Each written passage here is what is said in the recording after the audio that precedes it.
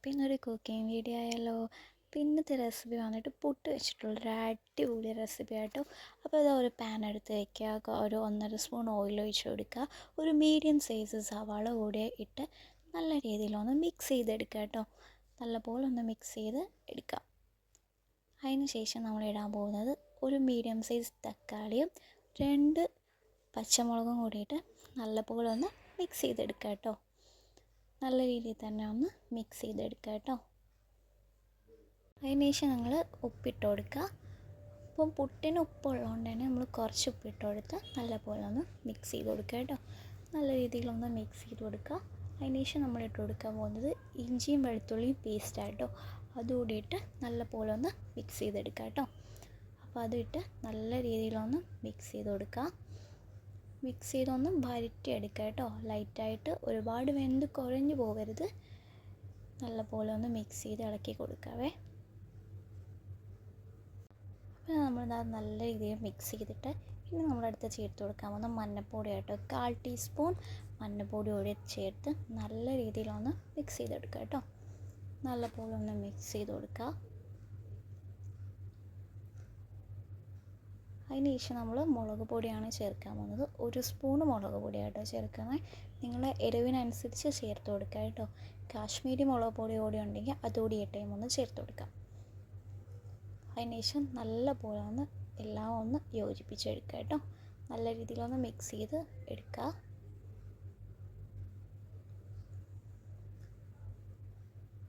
അതിന് ശേഷം ഞങ്ങൾ കറി മസാല പൊടിയാണ് ചേർത്ത് കൊടുക്കുന്നത്. 1/2 ടീസ്പൂൺ കറി മസാല പൊടി കൂടി ചേർത്ത് നല്ലപോലെ ഒന്ന് മിക്സ് ചെയ്ത് കൊടുക്കുക കേട്ടോ. നല്ല രീതിയിലൊന്ന് മിക്സ് ചെയ്ത് യോജിപ്പിച്ച് കൊടുക്കുക. നല്ല രീതിയിലൊന്ന് മിക്സ് ചെയ്ത് കൊടുക്കുക. ഇതിൻ്റെ പച്ച മണമൊക്കെ മാറുന്നത് വരെ ഒന്ന് മിക്സ് ചെയ്തെടുക്കുക കേട്ടോ.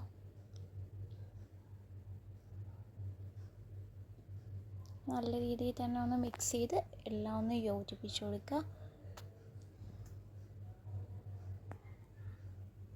അതിന് ശേഷം നമ്മൾ മസാലയൊക്കെ ഒന്ന് ഒതുക്കി വെച്ചതിന് ശേഷം നമ്മൾ 2 മുട്ട പൊട്ടിച്ച് വീഴ്ത്തി കൊടുക്കുക കേട്ടോ.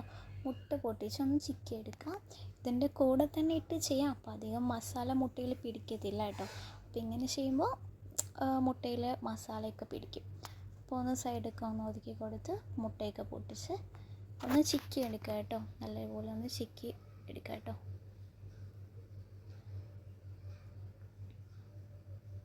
നല്ലപോലെ ചിക്കി എടുക്കണേ.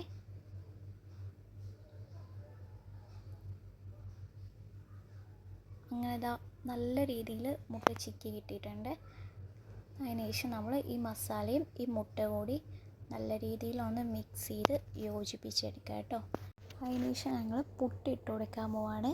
നമ്മൾ ആവി കയറ്റി വെച്ചിട്ടുണ്ടായിരുന്നു കേട്ടോ. പുട്ട് രാവിലത്തെ പുട്ടല്ലേ, അപ്പോൾ അതൊന്ന് ഡ്രൈ ആയിരിക്കുമ്പോൾ ഒരു ടേസ്റ്റ് ഉണ്ടാകത്തില്ല. അപ്പോൾ ഒന്ന് ആവി കയറ്റിയെടുത്ത് നല്ലപോലെ ഒന്ന് മിക്സ് ചെയ്ത് കൊടുക്കണം കേട്ടോ. നല്ല രീതിയിൽ മിക്സ് ചെയ്താൽ മാത്രമേ നമ്മൾ പുട്ടിൽ മസാല പിടിക്കത്തുള്ളൂ. അങ്ങനെ ഇതാ നല്ലപോലെ മിക്സ് ചെയ്തിട്ട് ഒരു പാത്രം വെച്ച് നല്ലപോലെ ഒന്ന് മൂടി വെച്ച് വേവിക്കണം. നമ്മൾ കരിവേപ്പില ഇടാൻ മറന്നുപോയി. അപ്പോൾ കുറച്ച് കരിവേപ്പില കൂടിയിട്ട് നല്ലപോലെ ഒന്ന് മിക്സ് ചെയ്തിട്ട് ഒന്നുകൂടി ഒന്ന് മൂടി വെച്ച് ഒരു അരമണിക്കൂർ ഒന്ന് ആവി കയറ്റി എടുക്കുകയാണ് ചെയ്യുന്നത് കേട്ടോ.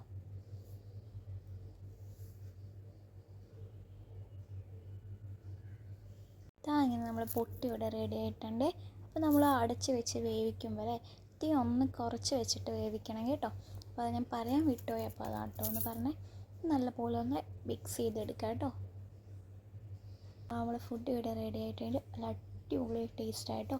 അപ്പോൾ എല്ലാവരും ഉണ്ടാക്കിയിട്ട് ഫീഡ്ബാക്ക് അറിയിക്കുക. അപ്പോൾ വീഡിയോ ഇത്രയും ഇഷ്ടമെങ്കിൽ ലൈക്ക് ചെയ്യാനും ഷെയർ ചെയ്യാനും സബ്സ്ക്രൈബ് ചെയ്യാനും മറക്കില്ല.